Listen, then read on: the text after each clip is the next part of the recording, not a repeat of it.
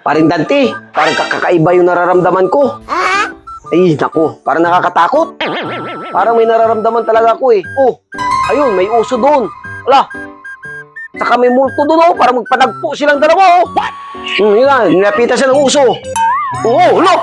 Hinimatay yung uso at saka yung multo. Pre, ikaw, bakit parang kayo natulala? Natulala ka talaga, pre. Hoy!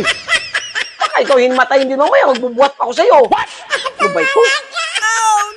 Delikado ko nito, parang himatayin nito si Paring Dante. Oh.